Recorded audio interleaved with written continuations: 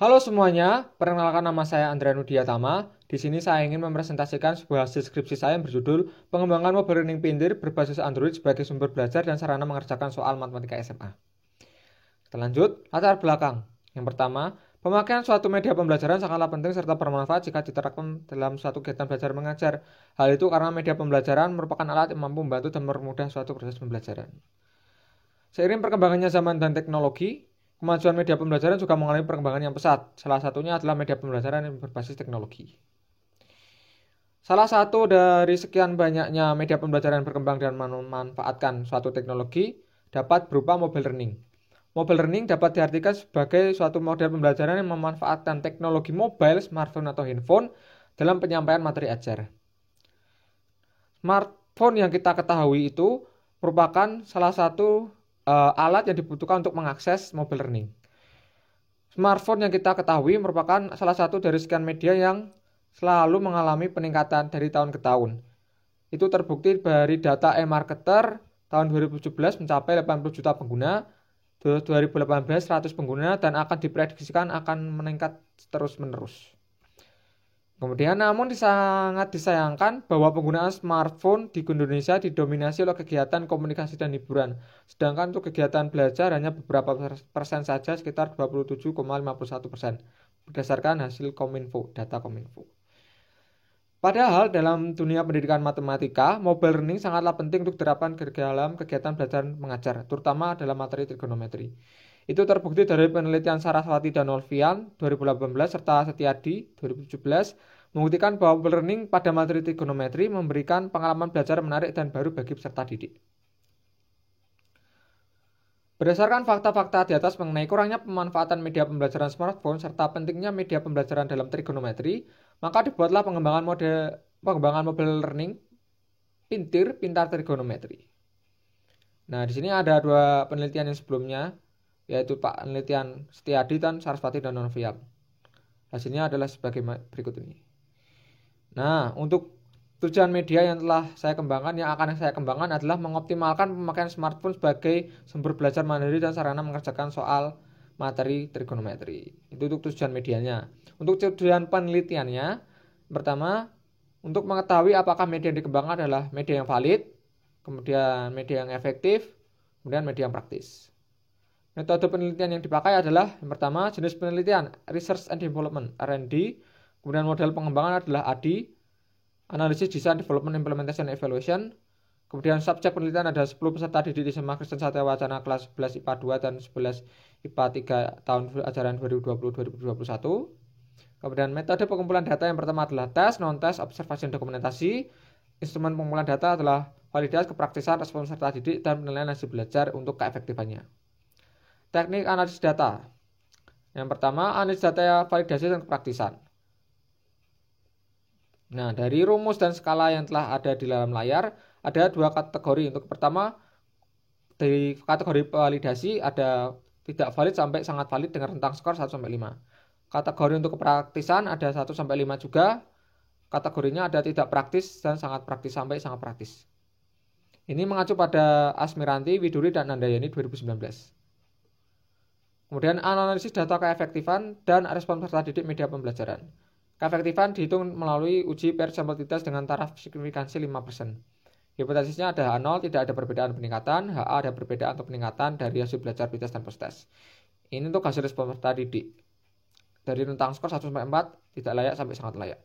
Mengacu pada yang sama, Asmiranti, Widuri, dan Andayani 2019. Hasil dan pembahasan. Pertama, analisis. Ada analisis kinerja, peserta didik mengalami kesulitan belajar, analisis kebutuhan, materi pembelajaran hanya terfokus di guru, Google Classroom. Kemudian analisis kurikulum, yaitu arah kurikulum 2013. Solusi yang dibutuhkan adalah yang pertama, dibutuhkan alat atau sarana belajar menarik serta memperkaya pengetahuan. Kemudian dibutuhkan sumber belajar alternatif selain dari guru untuk menambah pengetahuan siswa atau peserta didik. Nah, dari hasil analisis dan solusi yang didapatkan pada analisis ini, maka peneliti beride untuk membuat suatu media aplikasi mobile learning. Tujuan aplikasi yang dibuat adalah untuk membantu peserta didik dalam belajar materi trigonometri dalam bentuk penyajian materi yang menarik, fleksibel, dan dalam pengetahuan. Kemudian desain dan analisis. Desain logo, ini logo untuk identitas, ada 2 logo. Kemudian desain prototipe, digunakan untuk memudahkan pengembangan selanjutnya karena memiliki model dasar atau awal. Ada 4 prototipe seperti halnya dalam layar. Kemudian untuk tahap 3 pengembangan atau development. Alat pembuatnya ada Android Studio, CorelDRAW, dan Adobe XD. Untuk buku yang digunakan, sumber buku adalah dari Sharma dan Wirodikromo Sartono dan Darmanto. Hasil pengembangan berarti adalah menindaklanjuti hasil desain yang telah dibuat sebelumnya. Nah, untuk hasil pengembangan untuk halaman pertama yaitu adalah seperti halnya pada gambar berikut ini. Ada splash screen, ada login dan register. Kemudian ada halaman yang kedua, ada menu utama, setting, dan kreator. Seperti itu. Kemudian masih dalam pengembangan development, hasil pengembangan lagi. Halaman yang ketiga ada profil, KI dan KD, KI, KD, IPK, materi, dan materi yang lebih dalamnya lagi. Untuk halaman yang keempat ada latihan soal, evaluasi, dan pembahasannya.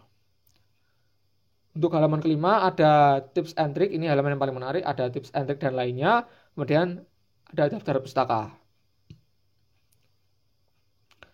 Masih dalam pengembangan dan development, ini ada validasi media, ada 2 tahap. Pertama uji validasi media dilakukan oleh validator yaitu dari validator ahli media aspek tampilan dan aspek materi. Kemudian ada uji validasi kepraktisan dilakukan kepada salah satu guru di SMA Kristen Satya Wacana. Hasil validasi tidak ada revisi atau tanpa revisi. Untuk hasil dari validasi media adalah sebagai berikut ini. Hasil validasi aspek tampilan dan hasil validasi aspek materi didapatkan kategori valid. Nah, kemudian untuk kepraktisan dengan skor 4,4 dikategorikan praktis. Nah, kemudian hasil validasi. Masih untuk selanjutnya tahap implementasi atau implementation tahap 4 ya. Tahap implementasi merupakan tahap di mana media pembelajaran yang sudah dikembangkan dan divalidasikan akan diuji cobakan ke lapangan. Ke lapangan ini dalam artian adalah di SMA Kristen Satya Wacana pada 10 peserta didik. Hasil respon peserta didik mendapatkan nilai 3,2 dengan kategori layak.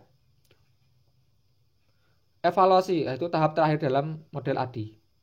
Tahap evaluasi dapat dimaknai sebagai proses untuk menilai berhasilnya atau tidaknya suatu pembelajaran dengan media yang sudah dikembangkan. Kemudian lembar pre-test dan post-test yang sebelumnya dikerjakan oleh 10 peserta didik untuk menilai evaluasi, untuk menilai keefektifannya. Nah, dari hasil pre-test post-test didapatkan hasil uji keefektifan dengan menggunakan uji paired usability test dengan taraf signifikansi 5%. Sehingga dapat disimpulkan bahwa H0 ditolak, ini berarti ada perbedaan untuk peningkatan rata-rata hasil belajar pre-test 74,40 dan post-test 85,75. Dan dikategorikan efektif. Kesimpulan dan saran. Kesimpulan yang pertama, kategorinya adalah valid, praktis, dan efektif dengan nilai yang sudah ada dalam layar. Kemudian kelebihan dari media yang saya kembangkan mobile learning Pintir adalah pertama, tampilan media itu memberikan kesan menarik, memiliki background musik, memiliki menu tips and trick, media dapat diakses secara offline dan memiliki pembahasan soal. Kekurangannya tidak ada video penjelasan, materinya kurang menarik tapi sudah lengkap. Kemudian terbatas pada 2 subbab dan tidak kompatibel pada Android Oreo ke bawah. Kemudian sarannya, yang pertama untuk sekolah menyarankan untuk perbanyak penggunaan alat bantu belajar dari guru. Untuk guru menyarankan untuk menggunakan media pembelajaran learning Pintir. Untuk siswa untuk menyarankan untuk mencari alternatif belajar yang lebih mudah dan menarik dan mudah dipahami juga. Untuk peneliti yang lainnya, peneliti menyarankan agar membuat media atau mengembangkan media yang untuk sebab-sebab selanjutnya. Kemudian diperhatikan juga untuk video pembelajaran serta pengguna iOS. Ini adalah daftar pustakanya. Dan sekian, terima kasih. Semoga dapat membantu kalian semuanya. Mohon maaf apabila ada kesalahan kata dan pengucapan. Terima kasih semuanya. Sekian, terima kasih. Bye-bye.